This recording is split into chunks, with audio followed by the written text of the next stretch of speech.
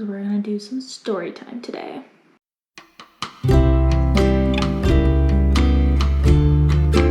I did have a plan of putting together a video about what we did with the dining room and everything, and that was gonna come out this week. But I looked at the calendar and I realized it's been 1 month since I moved here. I should probably do a 1 month in video and talk about all the experiences I've had living here for the past month and all of that. So I figured I would rearrange the schedule a little bit for videos and slide this one in as well. And I'm going to be doing a more in-depth blog post that goes along with this and goes a little bit more in depth on the things that I've experienced and the things that have really made me feel like this is home. I kind of made a list of things that I've experienced here in the last month, and I wanted to go through that and kind of talk about that just in case anybody watching this, if you're thinking about moving to Tennessee or just moving out of your hometown in general, there is a different world out there. I always recommend getting out of your hometown, even if it's just for a vacation, even if it's just for a work trip or a business opportunity or anything. I always recommend traveling and getting out of your hometown because you don't realize life is a little crazy in your hometown until you get out and realize that the rest of the world is not as crazy, which is what I experienced in Portland. So the first thing that I've experienced, and I continue to experience this every day, is kindness. People are just so kind here. They just want to live peaceful lives. They just want to live the life they want to live, and they don't want to push that on other people. I'm not gonna push a lifestyle on you if you're not gonna push a lifestyle on me. Everybody just respects each other and is kind to each other, and everybody chooses the similarities between one another to draw each other closer rather than focusing on the differences we all have, which is not something I'm used to. In the last 5, maybe even closer to 10 years in Oregon, all anybody ever talks about is the differences we all have with each other. That's all anybody focuses on, is what can I be mad at you about today? What can I start an argument over today? I found while I was living there that I constantly had to be on edge, constantly had to hide the way I felt about things and hide the things that I thought from people around me, because people would always look for a reason to attack you, whether that be physically or emotionally or verbally. Another thing that I've experienced that I actually found myself getting a little emotional about it yesterday, but one of the biggest things that I've experienced other than kindness is the overwhelming amount of support Knoxville has for small businesses. People here just love small businesses, and they love to support, and they love to help small businesses grow. Every person I talk to where I say I'm a small business owner, the first thing they say is, can I have a business card? Can I support you? Can I follow you on Instagram? Can I buy from you? All this stuff. Like, people just want to support you. Everybody has the same mentality that I've noticed. I've met a lot of people, but obviously I haven't met everybody in Knoxville yet. But everybody I've come across has the same mentality that there is enough success in this world for everybody to have a little bit of it. Nobody's trying to monopolize anything. Nobody's trying to be better at the expense of another business. Nobody's trying to be rude. I met a donut shop yesterday that's supporting another donut shop. Like, these are 2 different donut shops working together so that they both can succeed. There's floral shops getting together with coffee shops and building these big old co-ops together so that they both can succeed.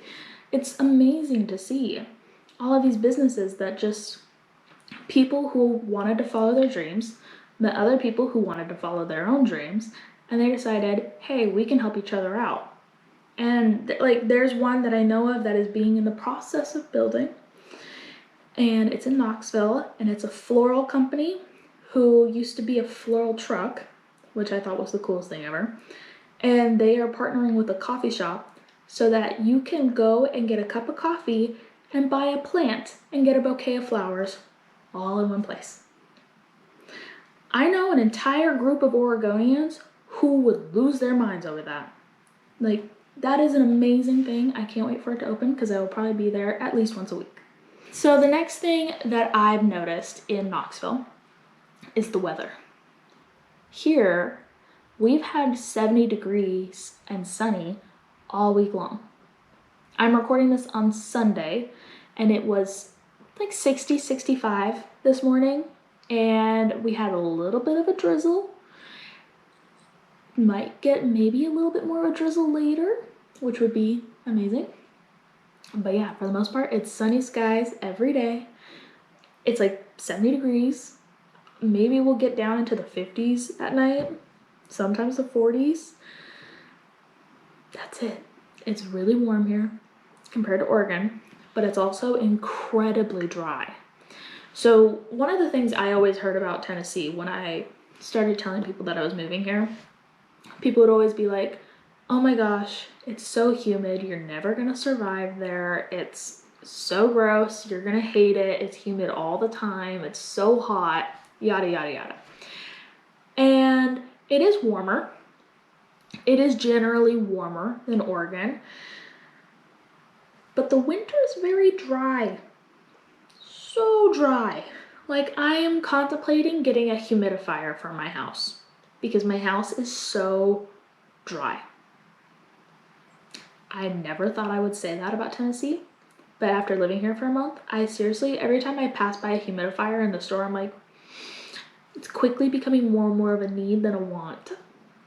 Yeah, but for the most part, summers are very humid. I was here in July and August. So I came here at the worst times thinking if I can survive the worst times of the year, I think I'll be fine for the rest of it. It's very humid in the summer, very warm. But nothing's on fire. So, I mean, I'll take humid and hot than dry and on fire, which is Oregon. Another thing that I've noticed is the festivities and just the overall spirit of this town. I don't know if any of you have seen Gilmore Girls, but this is probably the closest I've ever come to living in Stars Hollow. Just to be real with you. If you don't know, Stars Hollow literally goes above and beyond for every single holiday and every single season it can, decks out the whole city. And Knoxville is not that far behind that. Currently downtown is decked to the nines for Christmas. They hand built an ice rink in the middle of Market Square. Done it all up with lights and everything, and it's straight up an ice rink in the middle of the Market Square in downtown. There have been 2 Christmas parades so far, and it is only the 5th of the month. And there's just events everywhere. I think there's like 20 markets and events within the first 2 weeks of December alone. I'm really curious to see what they have for spring because there's a ton happening in spring and there's a ton that happens in summer and all that, and they just go above and beyond. Any reason they can find for having a parade, they find it. There's seriously a parade like every weekend. That doesn't happen in Oregon, just so you know.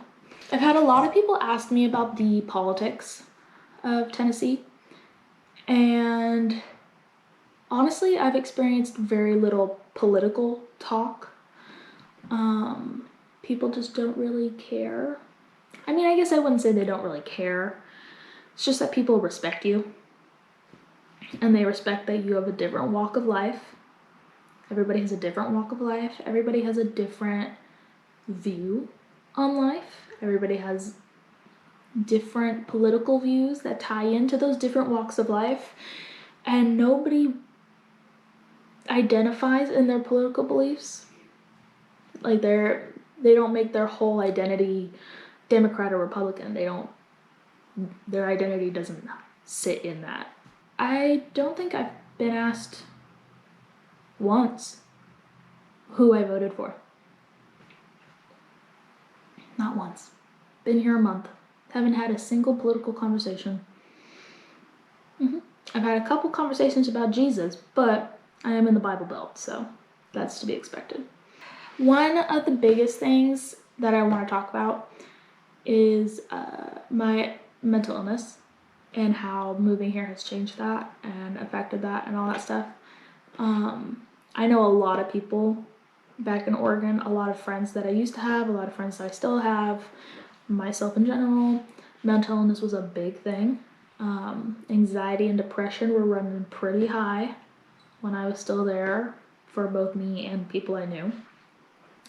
Because Oregon's a mess, so it's pretty hard to be a positive person and all of that.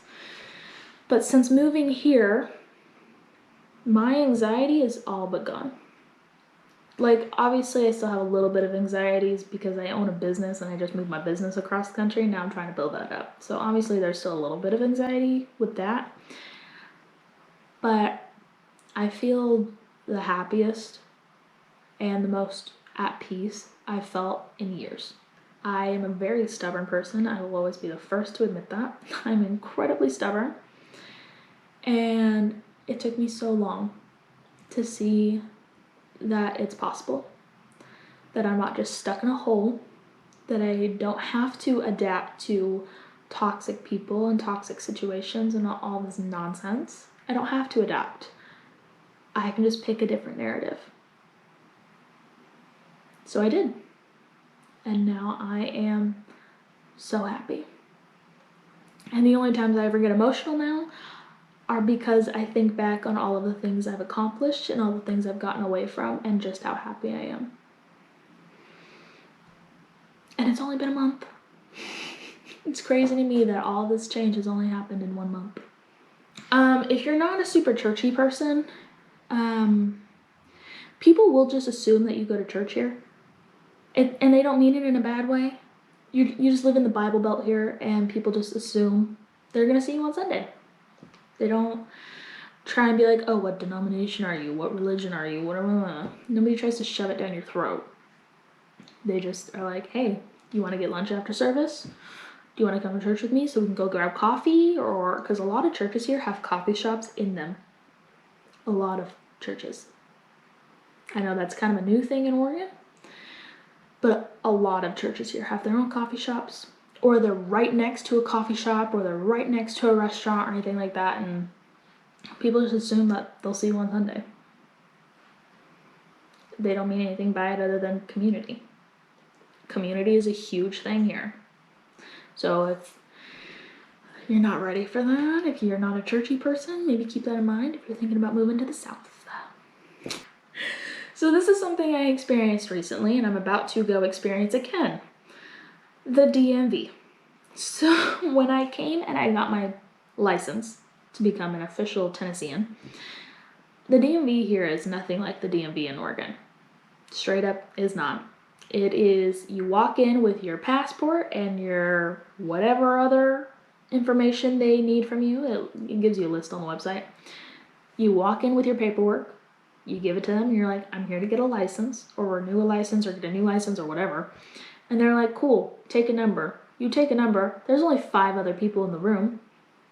You sit down. You wait for like 10 minutes, 15 minutes, maybe 30 if they're being slow. They call you up, and they call me up, went through all my applications, went through all my information, and then they said, okay, cool, maybe stand for my photo, asked me if I wanted to be a voter. It's just a simple yes or no question. They don't ask you what party that you're a part of. They just say, do you want to vote in this state? You say yes or no, whatever you want. And then they give you your paper license, and then they say your real one and your real registration card are going to come in your mail. And then you leave. And that's it. I think I had my new license within an hour and a half of walking in that door. And I'm about to go change the registration of my car. And I went in and I had like my registration and my title like on my phone because it was in the middle of coming here because I forgot it in Oregon, so I had to get it mailed to me. So I have it now. But I went in, I'm like, I have all the electronic versions, is that okay? And they're like, no, we need the like official hand copy versions. I'm like, okay, is there a deadline? Like, am I in a rush? Am I screwed? Like, what's going on? Are you gonna find me? And they're just like, no, you get to it when you get to it. It's as simple as that. Just come when you have the information. And I'm like, okay. And my mom and I walked out of there and we're like, oh, that was nice. So I'll just get to it when I get to it. So just FYI, if you plan on leaving Oregon, it is going to be hell. It's gonna cost you a lot of money. It's going to be a lot of headaches. It's going to be a lot of hoops to hop through. But I'm telling you, the minute you're out, you will never want to go back. It is worth it.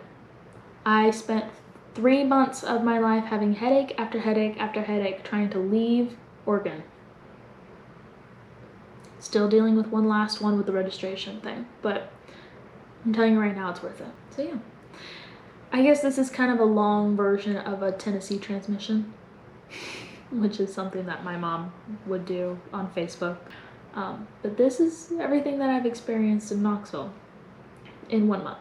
And I will go further into depth on my blog post and list everything out so that way you can see it, just in case you're thinking about either leaving Oregon or coming to Knoxville or coming to Tennessee, or if you're just curious about leaving wherever you're leaving and moving in general. You can read that list and go like, maybe you're experiencing those things too. And I'm telling you right now, a lot of people in the world are experiencing the same things that you are. If you are having doubts about where you're living, if you're having doubts about your situation in life, if you feel like you're alone, I promise you, you are not alone. Other people are experiencing this. Other people hate their situation just as much as you do. You are not alone. And I don't know why people are just not talking about it, because everybody's experiencing the exact same things. So that is my long, everything I've experienced in 1 month of living in Knoxville.